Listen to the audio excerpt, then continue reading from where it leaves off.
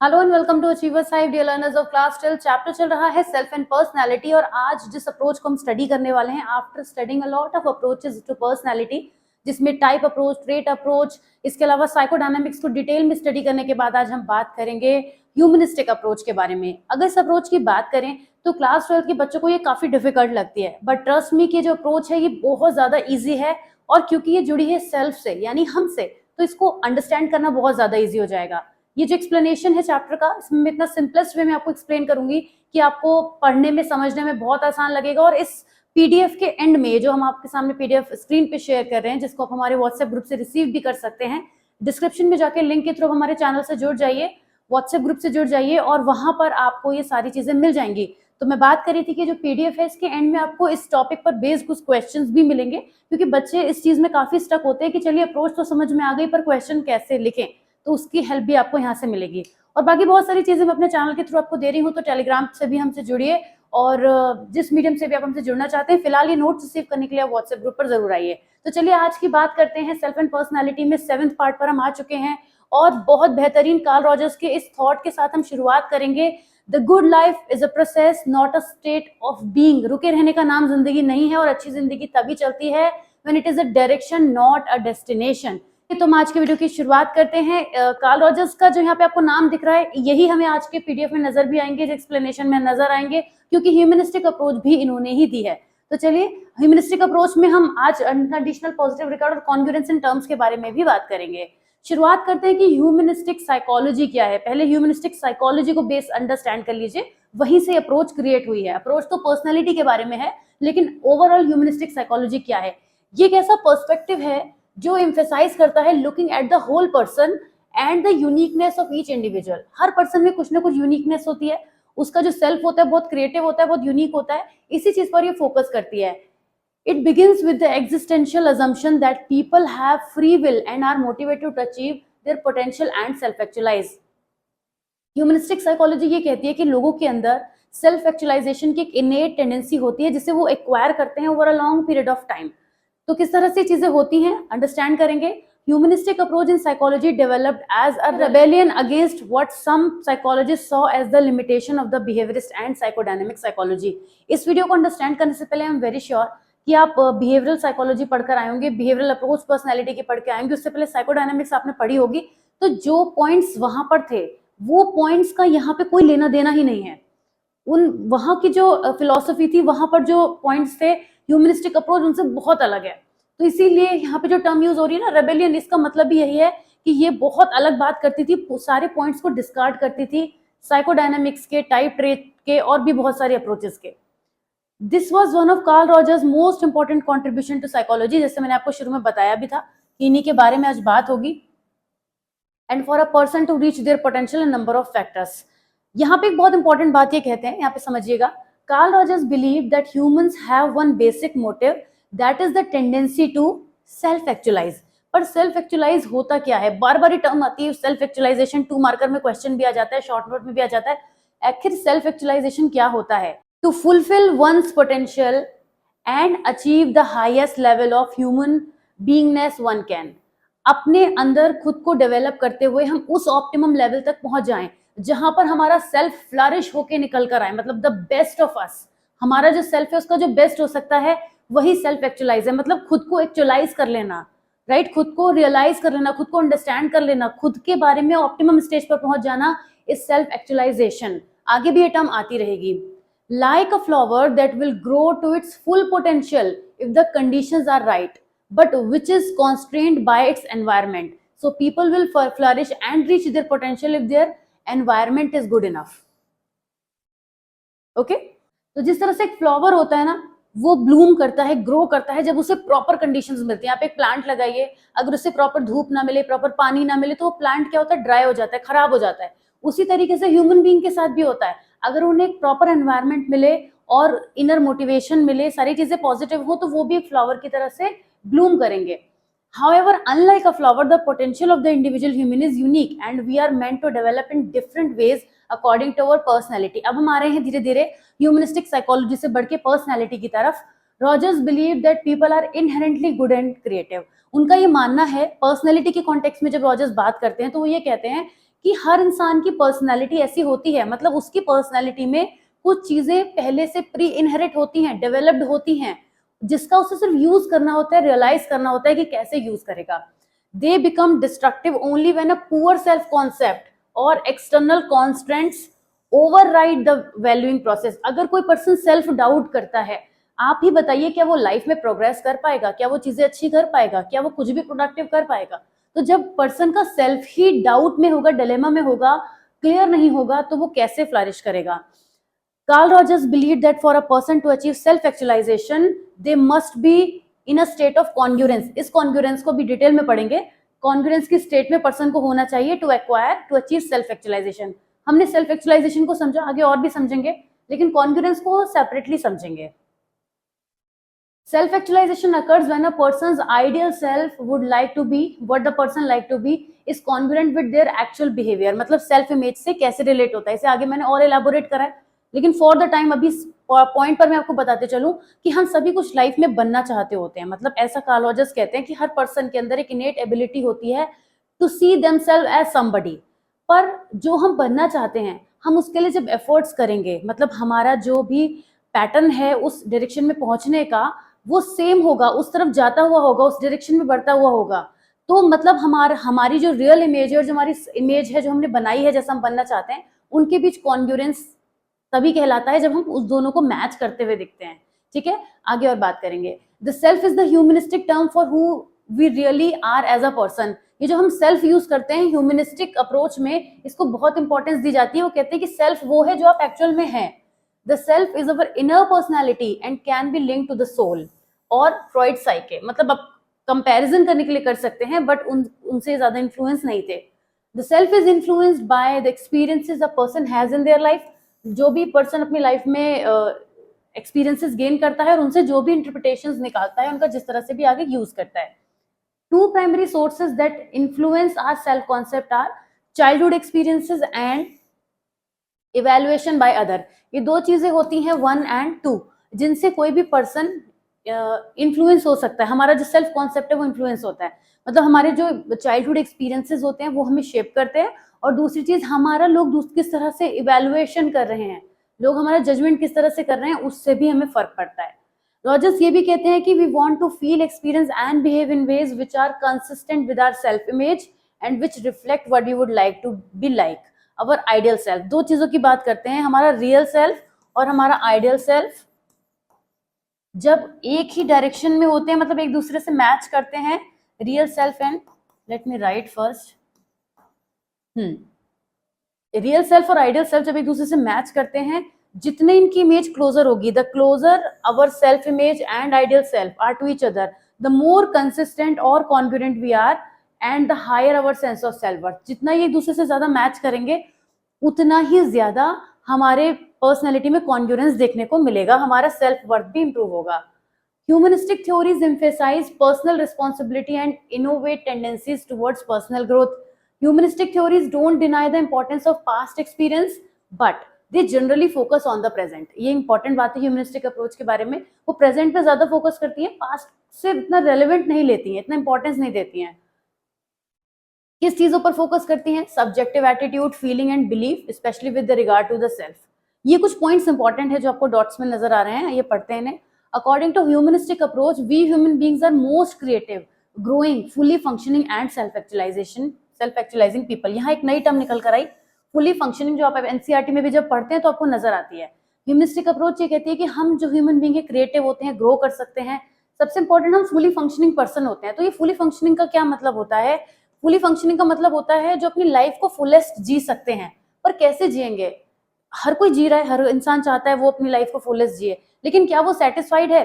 Satisfaction is the most important thing. हम सब कुछ अपनी मर्जी से करते हैं, कहते हैं ना कि अरे हम अपनी मर्जी से करेंगे, जो भी कॉन्सिक्वेंसेज होंगे तो हम कल किसी को ब्लेम नहीं कर सकेंगे, हम जो भी बनना चाहते हैं हम वैसा बनेंगे, नहीं होगा तो नहीं होगा. मतलब बहुत सारी चीजें हम अपने आप के ऊपर रखकर चलते हैं और हम मानते हैं कि हम फुली फंक्शनिंग, हम सब कुछ खुद कर रहे हैं, लेकिन हम हमेशा उससे सेटिस्फाइड नहीं होते. तो फुली फंक्शनिंग पर्सन होने का मतलब ये हो गया कि हम साइकोलॉजिकली हेल्दी पर्सन हो, मतलब मेंटली हैप्पी भी हो जो हमारे साथ हो रहा है उससे. अगर हम कहीं पर फेल भी हो रहे हैं तो उसे एक्सेप्ट करना सीखें, in not in a negative way, in a positive way. They live in here and now and the trust own feeling. ये फुली फंक्शनिंग पर्सन की बात हो रही है कि जो फुली फंक्शनिंग होते हैं वो अपनी फीलिंग्स पे पूरा ट्रस्ट करते हैं, वो दूसरों की नीड्स के लिए भी सेंसिटिव होते हैं, लेकिन वो सोसाइटी के स्टैंडर्ड्स को ये अलाउ नहीं करते कि वो उसकी पर्सनैलिटी शेप करे। वो कोशिश करते हैं कि वो अपनी पर्सनैलिटी को खुद ही शेप करें। Rogers suggested that each individual has a concept of ideal self. हर पर्सन का एक आइडियल सेल्फ होता है। If there is discrepancy between real self and ideal self then individual develops maladjustment. ये बहुत इंपॉर्टेंट टर्म है, chapter 4 में फिर आपको मुलाकात होगी इस टर्म से। माल एडजस्टमेंट का मतलब होता है जब हम किसी सिचुएशन में, सिनेरियो में एडजस्ट नहीं कर पाते तो उसको हम माल एडजस्टमेंट बोलते हैं। एक तरीके की एबनॉर्मैलिटी होती है ये। तो अब काफी देर से रियल सेल्फ आइडियल सेल्फ चल रहा है, उतना डिटेल में बात हुई नहीं है। अगर मैं आपको समझाऊं तो देखिए, यहाँ पर भी मैंने आपसे कहा था कि मैं फिर से आपको ये कॉन्ग्रुएंस एक्सप्लेन करूंगी। फिर मैंने आपको यहाँ आके भी ये बोला था कि अभी मैं आपको रियल सेल्फ और आइडियल सेल्फ के बारे में और बताऊंगी। तो अब हम उस टॉपिक पर फाइनली आ गए हैं जहां पर हम बात करेंगे कि ये रियल सेल्फ और आइडियल सेल्फ क्या होता है इन सबके थ्रू। चलिए ये कुछ पॉइंट्स और कवर कर लेते हैं जो आपके एनसीईआरटी से हमने लिए हैं। कि दो बेसिक अजम्पशन रॉजर्स ने प्रपोज किए थे। इन्होंने कहा था कि ह्यूमन का जो बिहेवियर है वो गोल डायरेक्टेड होता है। बहुत इंपॉर्टेंट बात है, ये जो लाइन है इट्स वेरी वेरी इंपॉर्टेंट। ये दोनों पॉइंट्स काफी इंपॉर्टेंट है, इन्हें माइंड में भी रखना है, याद भी रखना है, लिख के भी आना है एग्जाम में कि रॉजर्स ने क्या in terms of personality, okay, in terms of personality, alright. हाँ, तो रॉजर्स ने क्या कहा कि पर्सन का जो बिहेवियर होता है वो गोल डायरेक्टेड होता है। मतलब हर इंसान की पर्सनैलिटी ऐसी होती है कि वो कुछ ना कुछ लाइफ में करना चाहता होता है। People always choose adaptive and self actualizing behaviour, और लोग हमेशा ऐसा ही बिहेवियर ऑप्ट करते हैं जिसके थ्रू वो सेल्फ एक्चुअलाइजेशन को एक्वायर कर सकें और हमें जिस एनवायरनमेंट में वो अडेप्ट हो सकें। और ये सच भी है, आपको अगर पहले से मालूम होता है कि ये इस एनवायरनमेंट में तो मैं सेट नहीं हो पाऊंगा, तो आप उस एनवायरनमेंट को चूज कहाँ करते हैं। Rogers believed that many individuals fail to become fully functioning person because they grow up in an atmosphere of conditional positive regard। अब हम धीरे धीरे अनकंडीशनल पॉजिटिव रिगार्ड की तरफ जा रहे हैं, जहां पर हमें कोई बहुत प्यार करे, हमारी केयर करे, मगर कंडीशंस लगा के करे। हमें कहे कि तुम अच्छा ऐसा, अगर अच्छा पढ़ाई में करके दिखाओगे तो तुम्हें ऐसा मिलेगा। मतलब हमें सपोर्ट तो मिल रही है, केयर तो मिल रही है, बट इन रिटर्न हमें क्या मिल रहा है, कंडीशंस लगा के मिल रही हैं। तो ऐसे पॉजिटिव रिगार्ड को हम कंडीशनल पॉजिटिव रिगार्ड कहते हैं, जहां टर्म्स एंड कंडीशंस लागू होती हैं। Simple. And develop distort self concept. फिर वहां पे क्या होता है, पर्सन का जो सेल्फ कॉन्सेप्ट होता है वो थोड़ा डिस्टॉर्ट हो जाता है, उसकी पर्सनल ग्रोथ से इंटरफेयर करता है। ऐसे पर्सन सेल्फ एक्चुअलाइजेशन के प्रोसेस में फेल हो जाते हैं। All human being desire unconditional positive regard, freedom of choice and feeling of fulfilment for attainment of self actualisation. ये बात कहते हैं कि हर पर्सन को अनकंडीशनल पॉजिटिव रिगार्ड की जरूरत है, जिसकी हेल्प से जो पर्सन है वो लाइफ में बहुत अच्छा कर सकता है। Humanistic approach state that the self is composed of concepts unique to ourselves. इनमें कौन कौन से कंपोनेंट्स आते हैं, 3 कंपोनेंट्स की बात करते हैं। सबसे पहले सेल्फ वर्थ। सेल्फ वर्थ का मतलब होता है हाउ वी एस्टिमेट आवरसेल्फ। इसी चैप्टर में पहले आप पढ़ चुके हैं सेल्फ एस्टीम, तो आपको पता है कि सेल्फ वर्थ का मतलब क्या होता है। How we estimate ourself is our self esteem. हम कैसे सोचते हैं अपने बारे में, क्या हमें लगता है कि हम कर सकते हैं, कैसा हम बिहेव करेंगे। लेकिन ये एस्टिमेशन डेवलप कैसे होता है, सेल्फ वर्थ डेवलप होता है अर्ली चाइल्डहुड में, जब हम अपने पेरेंट्स के साथ में अपने इंटरेक्शन को फॉर्म करते हैं, तब वहीं से हमारे अंदर सेल्फ वर्थ डेवलप होता है। सेल्फ इमेज की बात करते हैं, हम कैसे खुद को देखते हैं, मतलब हमें क्या लगता है कि हमारी जो बॉडी इमेज है और इनर पर्सनैलिटी है वो कैसे इन्फ्लुएंस कर रही है लोगों को। लोग हमें फिजिकली देख के कितना अट्रैक्ट हो रहे हैं या फिर हमारे इंटरनल ट्रेट्स को देख के कितना अट्रैक्ट हो रहे हैं, ये भी हम अपने बारे में एक व्यू रखते हैं, इसे हम सेल्फ इमेज कहते हैं। आइडियल सेल्फ वो होता है जहां पे जो हम बनना चाहते हैं, जो कुछ भी आप लाइफ में बनना चाहते हैं, और ये डायनामिक होता है नेचर में। ये डायनामिक होता है नेचर में क्योंकि ये हमेशा बदल सकता है, इट कैन चेंज। ओके, तो आइडियल सेल्फ इज समथिंग जो हम बनना चाहते हैं। अब ये पिक्चर है जिसको हम थोड़ा सा समझेंगे, जो अब हमें लेके जाएगा रियल सेल्फ और आइडियल सेल्फ की तरफ। सबसे पहले अगर हम रियल सेल्फ की बात करें तो ये वो सेल्फ है जो हमारे अंदर एग्जिस्ट करता है, जैसे कि हम एक्चुअलाइज करने की tendency, positive regard, self regard, ये जो सारे कैरेक्टरिस्टिक्स हैं ये हमारे अंदर हैं एज रियल सेल्फ, ये हमारे अंदर इनेट कैपेबिलिटीज हैं। लेकिन जब हम आइडियल सेल्फ की बात करते हैं तो आइडियल सेल्फ हमेशा is striving for something, it is always ambitious. हम जो बनना चाहते हैं वो हमारा आइडियल सेल्फ है। सेल्फ वर्थ इसमें इंक्लूड होती है। तो रियल सेल्फ और आइडियल सेल्फ के बीच में जितनी कम दूरी होगी, दूरी का मतलब ये नहीं है कि हम अब से 10 साल बाद का सोच रहे हैं, मीन्स हम कितना सिंक में हैं उसके साथ में। इसको मैं एग्जांपल से समझा देती हूँ रियल सेल्फ और आइडियल सेल्फ को, जिससे आपको ये लगता है कि आपके अंदर एक्टिंग की कैपेबिलिटीज हैं। ठीक है, और आप उस डायरेक्शन में अपने बारे में सोचते हैं, you visualise yourself as an actor और एज अ थिएटर आर्टिस्ट और समथिंग लाइक दैट। तो इसका मतलब आपके माइंड में अपनी जो आपकी आइडियल सेल्फ की इमेज है वो क्लियर है, alright. But you have good skills, आपको पता है कि आप अच्छा बोल लेते हो, आप अच्छा एक्ट कर लेते हो, आपकी सिंगिंग अच्छी है, आपकी डांसिंग अच्छी है, but you are not clear with कि मुझे क्या बनना चाहिए लाइफ में, मैं क्या बन सकता हूँ। तो दैट मीन्स आपका रियल सेल्फ तो हर एक को क्लियर होता है, हम जानते होते हैं कि हम क्या हैं और हमारे अंदर क्या क्या कैपेबिलिटीज हैं। हाँ, लेकिन ये भी होता है कई बार लोग उसको भी पहचानने में बहुत देर कर देते हैं। तो रियल सेल्फ से हम काफी हद तक क्लियर होते हैं, लेकिन आइडियल सेल्फ के साथ हम उसका मैच कितना बना पाते हैं और उस डायरेक्शन में कितना बढ़ पाते हैं, ये जरूर मैटर करता है। तो ये होता है रियल सेल्फ और आइडियल सेल्फ का कनेक्शन। आते हैं अनकंडीशनल पॉजिटिव रिगार्ड की तरफ, जहां पे कोई कंडीशन ना लगाई जाए लेकिन हमें बहुत सारा सपोर्ट मिले। और ये हमें सिर्फ उन्हीं लोगों से मिलता है जो हमारे बहुत क्लोज होते हैं, बहुत लव्ड वंस होते हैं। क्योंकि बाहर की दुनिया में जब आप आगे बढ़ते हैं तो देखते हैं हर चीजें कंडीशंस में है, हर कोई किसी चीज के बदले में कुछ ना कुछ चाहता ही है। तो कोई भी हमारे लिए फ्री ऑफ कॉस्ट इस दुनिया में कुछ नहीं कर रहा है। तो अनकंडीशनल पॉजिटिव रिगार्ड हमें जनरली कहाँ से मिलता है? अपने पेरेंट्स से, अपने क्लोज रिलेटिव से। Close means really close. तो ये conditional positive regard is where parents या सिग्निफिकेंट अदर्स हमने यूज किया है। इस सिग्निफिकेंट अदर्स में वो लोग आएंगे जो आपके बहुत क्लोज हैं। Also we can count on teachers as well. जो टीचर्स होते हैं वो बच्चों की पर्सनैलिटी को शेप करने में बहुत हेल्प करते हैं। आप बच्चे अगर किसी पर्टिकुलर टीचर पर भरोसा नहीं करते तो वो उस कैटेगरी में नहीं आएंगे। या आपके वो फ्रेंड्स जो आपको बहुत ज्यादा सपोर्ट करते हैं आपके, जब आपको भी बहुत डाउन फील करते हैं इस तरीके से, तो ऐसे सिग्निफिकेंट अदर्स वो सभी लोग आएंगे। थेरेपिस्ट का वर्ड इन्होंने यहाँ यूज इसलिए किया है कि ये एक एज अ थेरेपी भी यूज होता है अनकंडीशनल पॉजिटिव रिगार्ड ट्रीटमेंट के टाइम पे। जब आप चैप्टर 5 पढ़ेंगे इसी सीरीज में आगे, तब आपको पता चलेगा कि ह्यूमनिस्टिक थेरेपी भी होती है। और थेरेपी में जो ह्यूमनिस्टिक थेरेपिस्ट होते हैं वो इसका यूज करते हैं, इसीलिए यहाँ पे ह्यूमनिस्टिक वर्ड, यहाँ पे ह्यूमनिस्ट थेरेपिस्ट वर्ड यूज हुआ है। लेकिन अभी आप ये समझ लीजिए कि अनकंडीशनल पॉजिटिव रिगार्ड आपको कहाँ से मिलेगा? पेरेंट्स से, टीचर्स से, बहुत क्लोज लोगों से। Accepts and loves the person for what he और शी इज। उसको एक्सेप्ट करते हैं। और जब पर्सन से कोई गलती या मिस्टेक हो जाए तो इसका मतलब ये नहीं है कि वो पॉजिटिव रिगार्ड वापस कर लें। अगर वो ऐसा कर रहे हैं तो फिर वो अनकंडीशनल नहीं है, फिर तो कंडीशंस हो गई कि आप सक्सेसफुल हो गए तो हम आपका साथ देंगे, अगर आप अनसक्सेसफुल हुए तो हम भाई हमें नहीं पता कि आपने क्या किया, क्यों किया, हम पीछे हट गए, है ना। तो हर कंडीशन में साथ देना is unconditional positive regard. The consequences of unconditional positive regard are that the person feels free to try things out and make mistakes even though this may lead to getting it worse at time। Unconditional positive regard जब किसी person को मिलता है तो उसके अंदर risk लेने की कैपेसिटी बढ़ती है। इसके अलावा वो बहुत ज्यादा एक्सपेरिमेंटल हो जाता है, वो नई चीजें ट्राई करता है, डरता नहीं है, उसके अंदर फियर कम हो जाता है। पीपल जो सेल्फ एक्चुअलाइज कर पाते हैं उनको डेफिनेटली अनकंडीशनल पॉजिटिव रिगार्ड मिला होता है दूसरों से, या फिर ये कहें स्पेशली उनके पेरेंट्स से। और बचपन से ही जब पेरेंट्स अनकंडीशनल पॉजिटिव रिगार्ड देते हैं तो बच्चे उस हिसाब से फ्लरिश करते हैं। कॉन्फिडेंस की बात करें तो अभी हम कर चुके हैं, लेकिन एक बार थ्योरेटिकल वे में मैं आपको बता दूं कि आइडियल सेल्फ जो होता है किसी भी पर्सन का, वो may not be actually what actually happens in life and experiences of the person.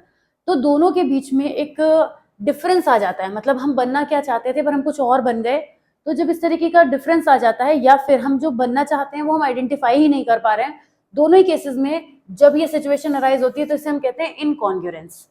और जब पर्सन का आइडियल सेल्फ, वो जैसे मैंने भी बताया कि जो वो बनना चाहता है, जब रियल सेल्फ आइडियल सेल्फ से मैच करता है और चीजें उसी तरीके से होती है जैसे हमने सोची है, या हम उस रास्ते पे ही बढ़ते हैं जो हमें बनना है, तब हम कहते हैं कि वहां पे congruence, state of congruence exist करता है। सिंपल है, कॉन्ग्रुएंस इनकॉन्ग्रुएंस इज वेरी इजी। और इसके साथ में आप अगर इस इमेज को बना देते हैं, मान लीजिए केवल कॉन्ग्रुएंस पूछा जाता है आपसे, तब भी आप रियल सेल्फ और आइडियल सेल्फ वाली इस पिक्चर को बनाएंगे और इसका जिक्र भी करेंगे, ठीक है ना। रियल सेल्फ और आइडियल सेल्फ के बारे में भी मेंशन करेंगे। तो बहुत कुछ है पीछे मेंशन करने के लिए। अगर आप देखें यहाँ से आप पिक कर सकते हैं लाइंस को, ये वाली लाइंस आप यूज कर सकते हैं, राइट।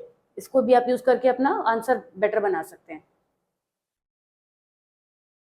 कॉन्ग्रुएंस और इनकॉन्ग्रुएंस अभी हमने बताया कि इनकॉन्ग्रुएंस के केस में हम क्लियरली देख सकते हैं कि सेल्फ इमेज और आइडियल सेल्फ जो हैं उनमें सिमिलैरिटीज नहीं हो पा रही है। ये जो पोर्शन ये दिखा रहा है कि इन दोनों का बहुत कम कॉमन पार्ट एक दूसरे से लिंक हो रहा है और ये और दूर होते चले जाते हैं, कॉन्ग्रुएंसी में और पास होते चले जाते हैं सेल्फ इमेज और आइडियल सेल्फ। देखिए कि यहाँ पे सब कुछ एक दूसरे पे ओवरलैप नहीं कराया है, क्योंकि एग्जैक्टली और सेम कॉपी तो हम कभी कर भी नहीं पाते हैं, तो इसीलिए इन्होंने बहुत ज्यादा पोर्शन कॉपी नहीं कराया। लेकिन अगर हम देखें तो इसके कंपैरिजन में दोनों में कितना चीजें क्लोज हो रही हैं। जबकि इनकॉन्ग्रुएंसी में क्या है, ये दूर है। सेल्फ इमेज और आइडियल इमेज और दूर भी हो सकते हैं, ठीक है ना, और दूर भी हो सकता है। ये इस तरह से बनाया, हम इतना दूर भी दिखा सकते हैं कि बिल्कुल लिंक ही नहीं हो रहे हैं, ठीक। तो यहाँ पे सेल्फ इमेज क्या होती है, आइडियल इमेज से डिफरेंट होती है, बहुत कम ओवरलैप होता है, सेल्फ एक्चुअलाइजेशन डिफिकल्ट होता है। और सेल्फ इमेज आइडियल सेल्फ से बहुत मैच करती है, बहुत ज्यादा ओवरलैप होता है और पर्सन इजीली सेल्फ एक्चुअलाइज कर सकता है। So this was it for the video. पर आगे भी हमारे पास बहुत सारे क्वेश्चंस हैं जो इस टॉपिक से आगे हम बात करेंगे। यहाँ पे देख सकते हैं आपकी ह्यूमनिस्टिक अप्रोच क्या होती है, some characteristics of humanistic theory, ये नोट्स आपको मिलेंगे, है ना। ये देखिए यहाँ पे भी क्वेश्चन है, what is the main proposition of humanistic approach, कैसे आते हैं क्वेश्चन, ओके। तो मैस्लो का कंट्रीब्यूशन क्या है, ये सब चीजें शॉर्ट लॉन्ग हर तरीके से हमने यहाँ पे क्वेश्चन बनाए हुए हैं। तो इसके अलावा इसमें एक चीज और रह जाती है जो कि है हमारा मैस्लो की नीड्स, हायरार्की ऑफ नीड्स वाला मॉडल, उसको हम सेपरेट डिस्कस करेंगे। वैसे वीडियो ऑलरेडी चैनल पर अवेलेबल है, इसका लिंक जो है मैं डिस्क्रिप्शन में और कमेंट में मेंशन कर दूंगी, तो वहां से भी आप देख सकते हैं। अदरवाइज फिर से मैं एक वीडियो और बना दूंगी, न्यू वीडियो, तो आपको समझ में आ जाएगा। ओके, तो this was it for the class, जिसमें हमने इस पूरे टॉपिक को समझा। ह्यूमनिस्टिक अप्रोच इजी है और सिर्फ हमसे ही जुड़ी है, हमारी ही सेल्फ एक्चुअलाइजेशन की बात करती है, दो चार चीजों के आसपास घूमती है humanistic approach. So I hope ये वीडियो आपको समझ में आ गया होगा। If you have found it useful then press the like button and also subscribe to the channel अगर आपने अभी तक नहीं किया है। नेक्स्ट वीडियो में आपसे मुलाकात होगी इसी चैप्टर के आगे। तो चलिए अपना ध्यान रखिए, टेक केयर, बाय बाय।